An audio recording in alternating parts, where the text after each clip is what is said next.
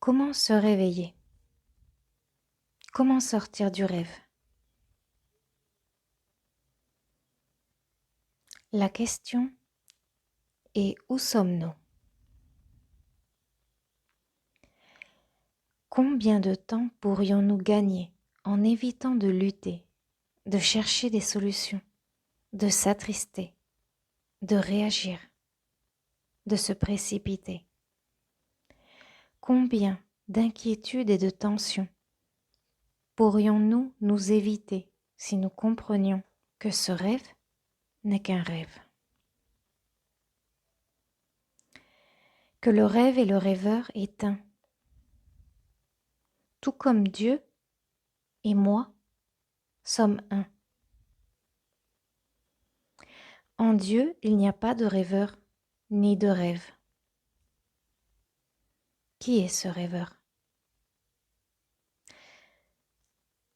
Ce rêveur n'est même pas moi. Il a été engendré par l'histoire du monde. Il a été façonné, imprégné par le monde, par les familles, les voisins, les amis, enrichi par des conflits et des anecdotes, des drames et des bonheurs. C'est un personnage fait d'un mélange de croyances du monde. Il n'y a pas un rêveur meilleur qu'un autre. Il n'y a pas un rêveur plus vrai qu'un autre. Il n'y a pas un rêveur plus réveillé, plus conscient, plus spirituel qu'un autre. Il n'y a que des rêveurs dans ce rêve cauchemar. Que peut faire ce rêveur dans son rêve, à part rêver qu'il aime, qu'il aide, qu'il sauve, qu'il travaille, qu'il souffre, qu'il pleure, qu'il vit, qu'il meurt? Que peut-il faire à part vouloir savoir, à part vouloir rafistoler les pièces, à part vouloir changer les personnages, le décor, les scénarios? Mais que se passe-t-il lorsque le rêveur arrive au point de ne plus rien vouloir? Lorsque le rêve ne l'intéresse plus au point de s'en détourner complètement? Que se passe-t-il lorsqu'il éprouve lassitude envers les autres personnages et désintérêt pour les biens du monde? Arriverait-il devant l'écran de l'illusion, devant le voile? Que doit-il arriver pour que ce rêveur, ayant tout abandonné, tout laissé tomber, se retrouvant seul devant le voile, encore intact, pour qu'il puisse connaître la lumière, la vérité, la vie éternelle, sa véritable identité comme enfant de Dieu? S'il n'y a pas d'autre sortie que de se réveiller, de briser le voile,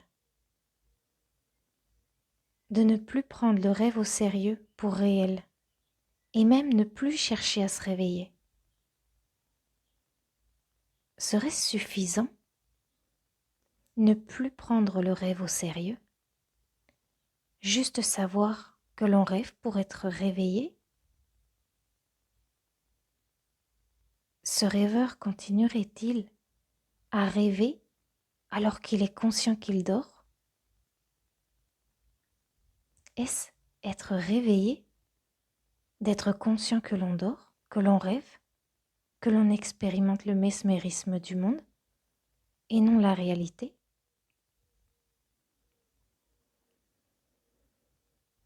Peut-être rêve-t-il que c'est le matin et qu'un nouveau jour commence, à moins qu'il commence à voir les rayons du soleil, la vérité de l'âme, le Christ, l'amour, au travers de ce voile qui se fait de plus en plus fin. Mais au fait, qui a mis ce voile, cette séparation, qui nous a endormis dans ce rêve? Serait-ce une torpeur? Qu'il puisse y avoir autre chose que l'amour? Alors comment briser ce voile? Comment se réveiller?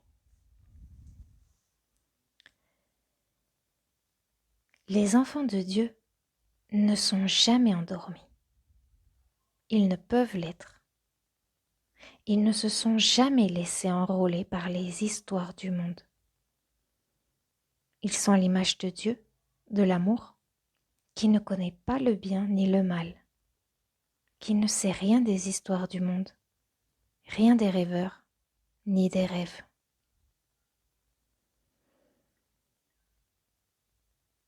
Donc nous avons à ce moment le choix de décider à qui nous nous identifions. Au Christ, l'amour, ou au rêveur? Lorsque le rêve et le rêveur disparaissent de notre mental, parce que nous ne lui donnons plus aucune crédibilité, Dieu apparaît. Le Christ apparaît. Ta véritable identité apparaît. Et tu découvres alors la réalité de Dieu en toi. À qui t'identifies-tu? Avec qui identifies-tu tes frères et sœurs? Comment les vois-tu? Les juges-tu? Les traites-tu? Comment leur parles-tu? Et comment leur portes-tu ton attention? Comme s'ils étaient le Christ? Donc se réveiller, c'est voir au travers du voile coloré et animé que ce rêve n'est qu'une projection cinématographique en 3D, que le mental humain projette. Il ne crée absolument rien, mais s'imagine seulement. Bien ou mal n'est pas là l'importance, en réalité, puisque ce n'est qu'un film imaginaire qui passe et repasse. Dieu est l'unique créateur.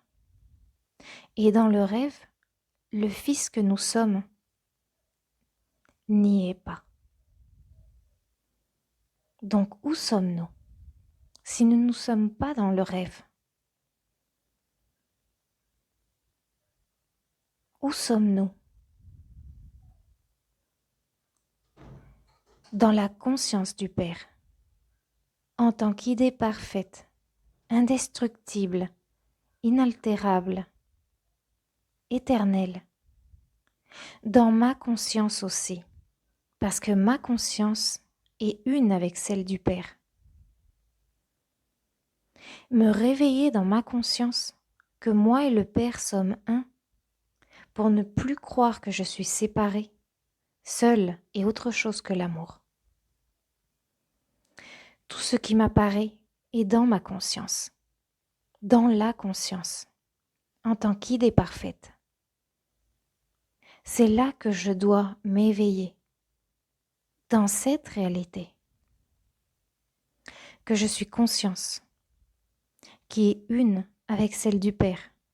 C'est cela se réveiller et vivre en accord avec sa création. Et c'est comprendre que où je suis, c'est Terre Sainte. Et c'est comprendre que je peux prendre mon lit et marcher.